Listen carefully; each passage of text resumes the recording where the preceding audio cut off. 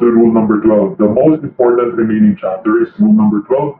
This contains general design because this is the chapter that covers yung design requirements, mga sukat ng pintuan, hagdanan, etc.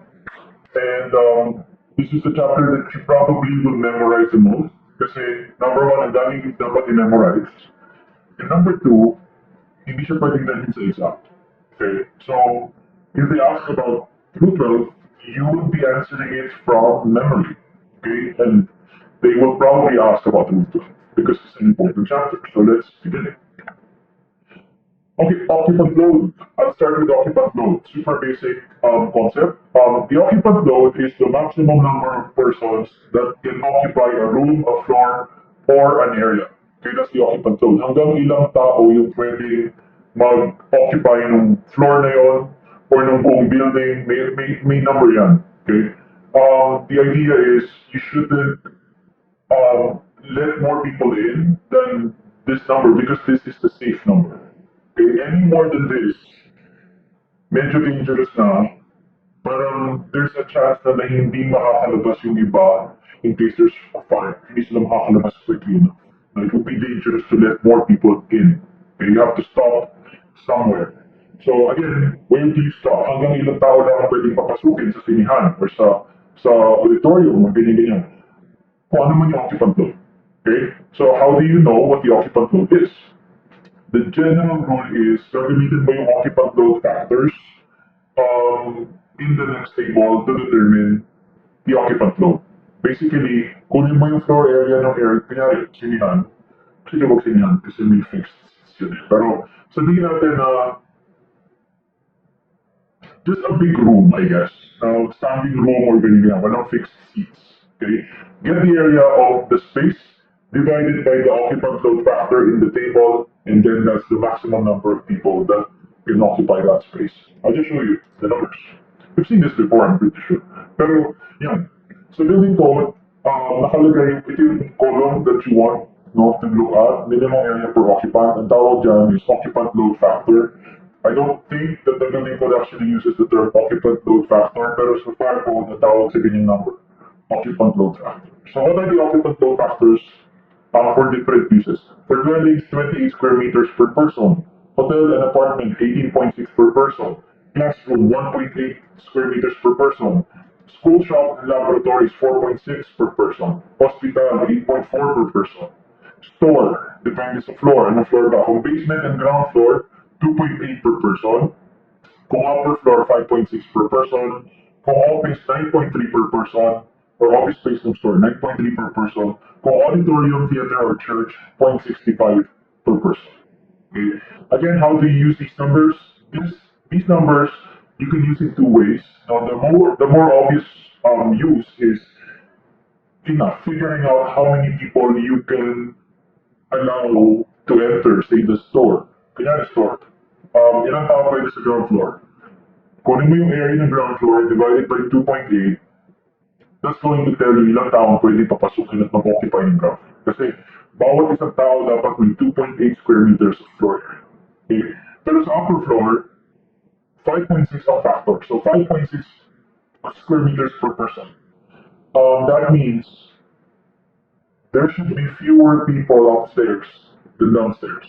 That's how these numbers are supposed to be used, determining how many people can occupy the space. But it can also be used in the reverse way. When I say reverse way, you can use this then to inform the way that you design the space. Like if you're trying to figure out how big do I want the store to be on the ground level. So pwede mong isipin, kapag ito lang, well, we want sa design ng kliyente, we want to be able to accommodate at least parang 15 people at a time. So, take that number, 15 persons, multiply by 2.8, that's the minimum area of the ground level of the store. Kasi you're designing it for 50 people. So you use these numbers in those ways. No? Figuring out how many people can occupy a known space, or figuring out how big the space should be for a known number of people. Okay, for a predetermined number of people. So good. Do you need to memorize these numbers? I'd say so. I think you should. It's not very difficult, no, but I will say this. What's going to make this difficult is when you get to the fire code, merong occupant load factors in fire code and hindi sila pareho. So there are two sets of numbers. Which one should you memorize? If you can memorize both, better. If you can only memorize one, again, walang sisihan. Okay, I'm not going to be the one na magpe-prepare ng exam. Technically, they can ask from either. Pero honest advice, kung isa lang kaya mo i-memorize, I think you should memorize yung part. Just because I think occupant load factors are mostly a fire safety item, and also because the fire code is much newer, much more new, yung IRR, than the building code 2008 yung first, and then 2019 merong lumabas din na ano. So I would prioritize the fire code personally. Okay? But if you want to know, for my exam, I memorized it. Okay? Tinatanong mo lagi sa exam to, no, not really. Sometimes yes, sometimes no. So there's a chance na hindi naman siya itatanong. Pero there's still a chance itatanong siya. Nagkataon na nung time ko, tinanong siya. Okay, nasagot ko naman. Because again, I memorized both.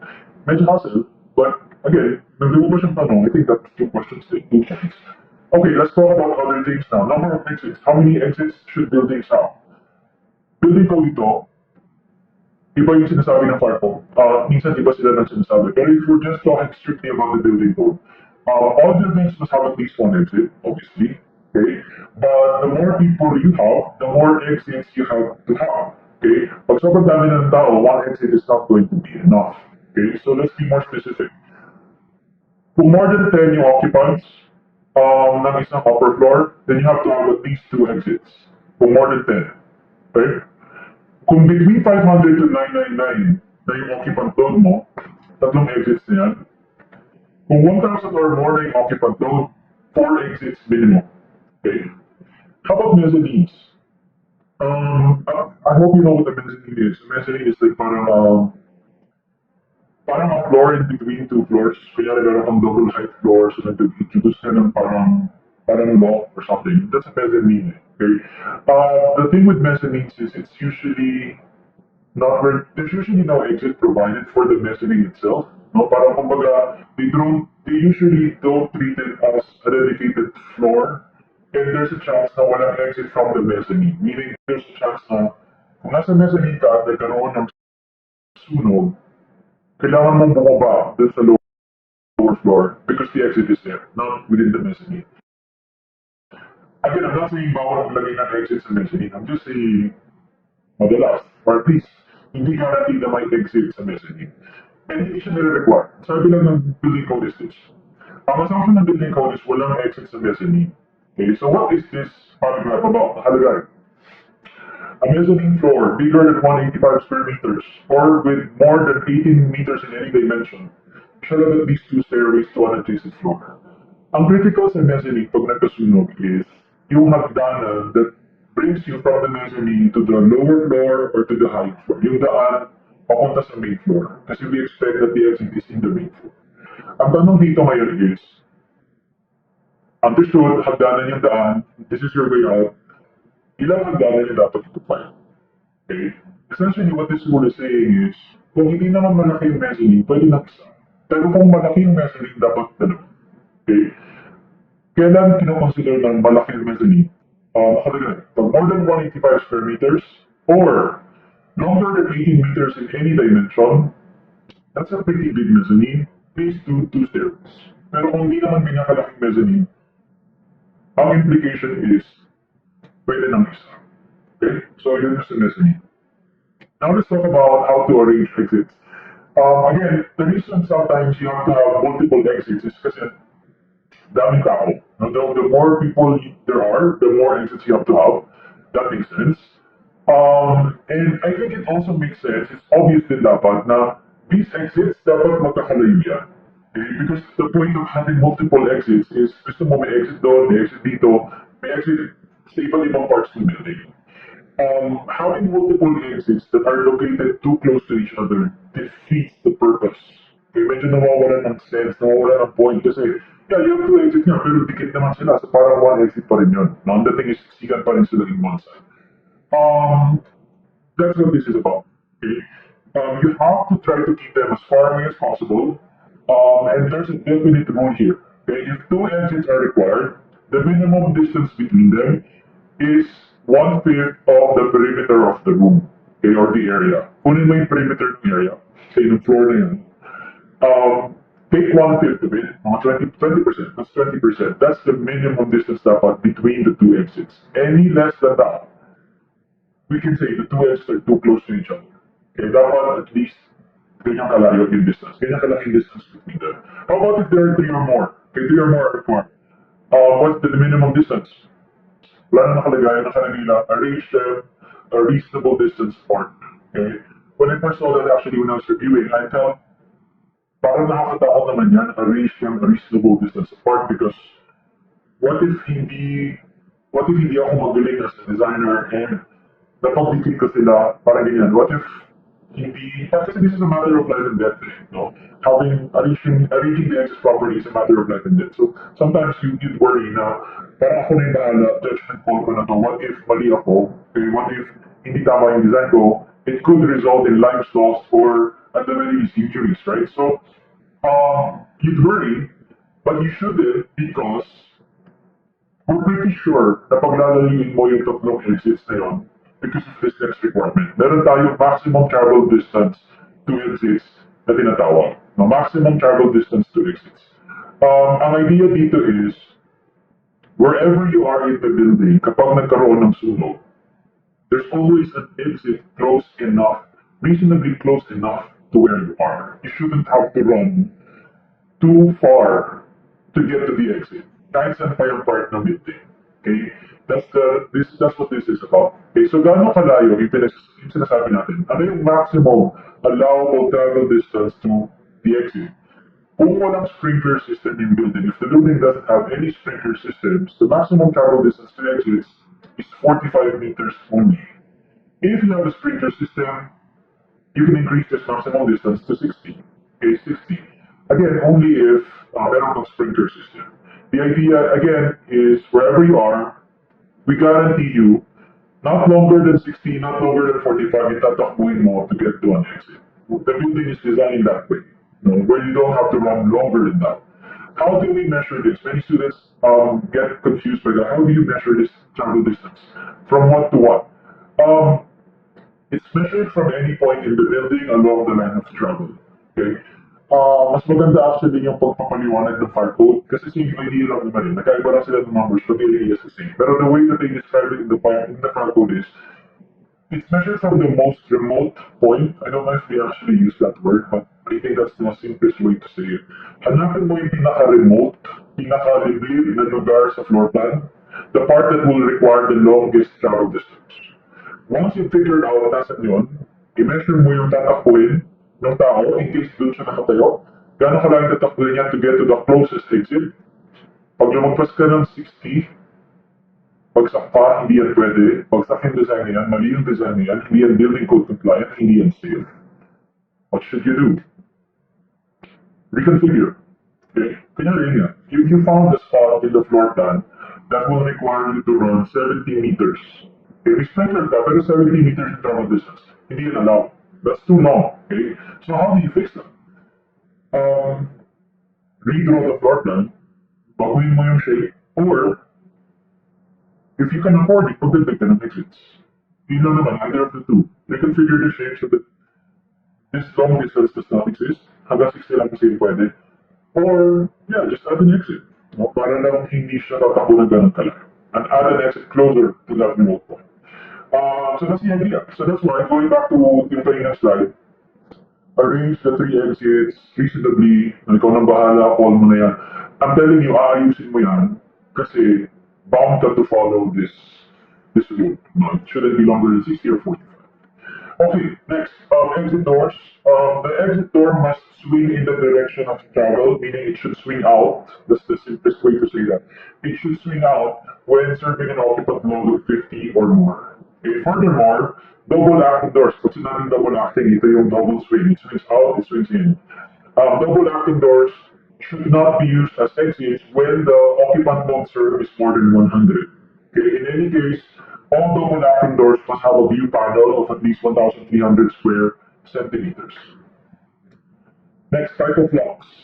Generally, bawal ang locks. No, sa exit doors. Exit doors must be openable from the inside without requiring a key, without requiring special knowledge or special effort. Some people laugh at the term special knowledge, like the lock requires special knowledge.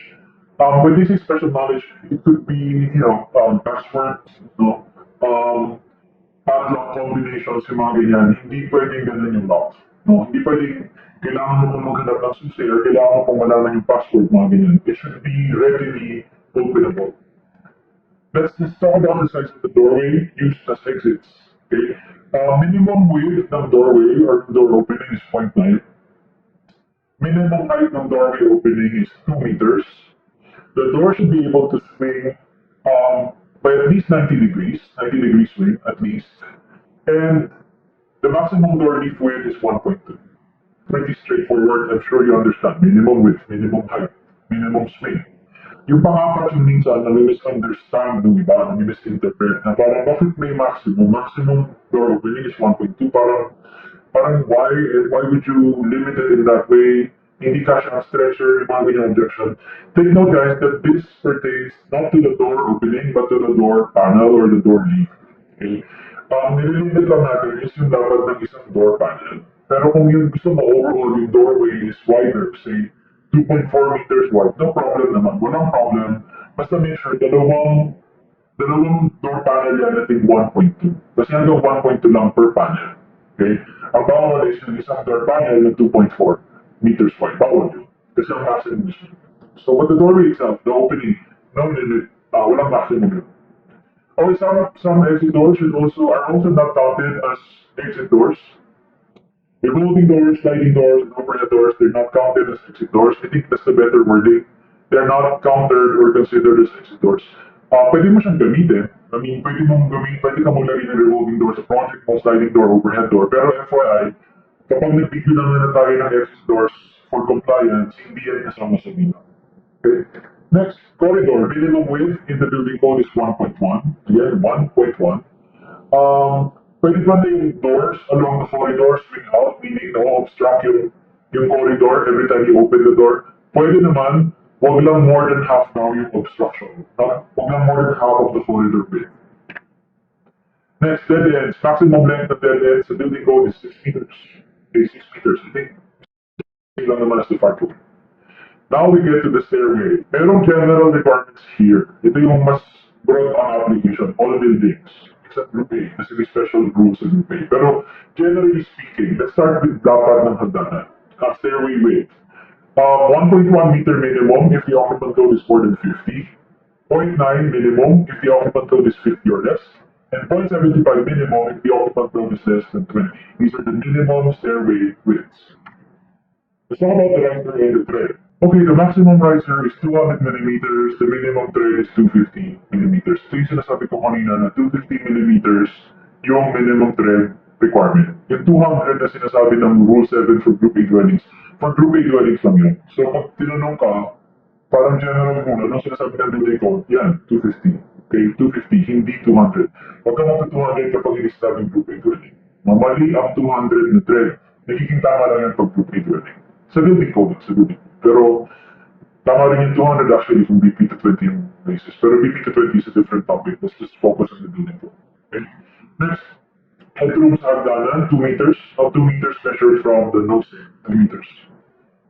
Okay, let's talk about handrails. General rule, dapat may handrails ka on both sides, hindi pwedeng isang side lang.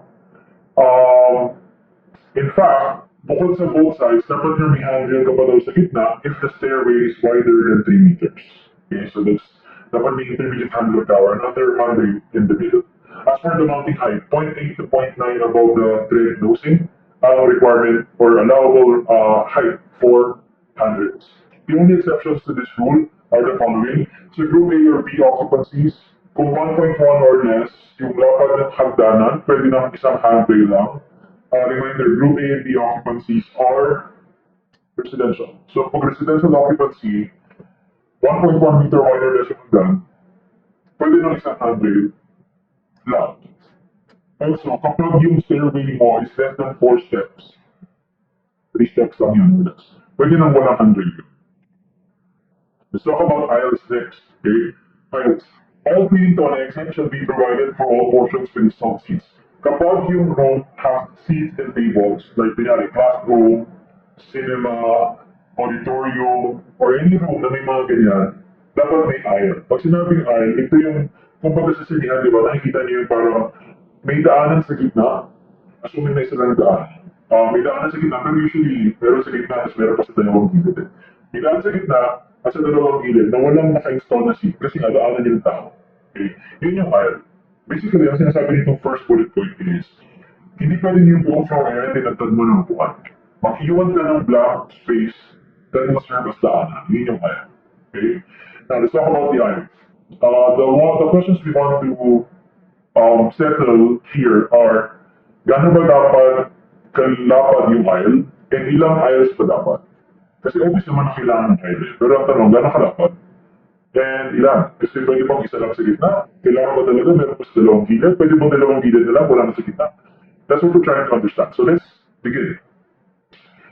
Let's start with yung lakad, yung aisle. Gaano ba dapat kalapad yung aisle? Ang short version is, kung single loaded aisle, 0.8 minimum. Kung double loaded aisle, 1 meter minimum. Pag sinabing single loaded, imagine mo yung aisle na nasa gilid ng sinihan. Pinakagilid. So, sa likod yung pader, tapos may mga upuan dito. May daanan dito sa gilid. Right? That's a single loaded aisle. Single loaded siya kasi on one side of the aisle, you have people sitting, and then on the other side, there's no one because it's just a wall. Okay? That's a single loaded aisle. The minimum width required for that aisle is 0.8. Pero pag double loaded aisle, nag-explain double loaded aisle, imagine naman sa sinyahan nasa gitna ng aisle, both sides ng aisle may mga nakaupong tao.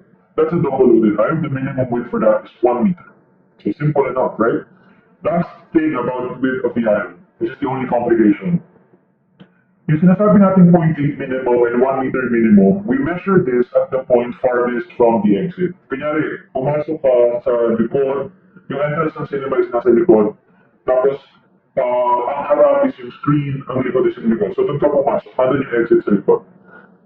Yung sinasabi natin na 0.8 yung lapad ng aisle sa gilid, 0.8 siya doon sa may screen side, no, sa harap, far from the exit. Dapat 0.8 yun.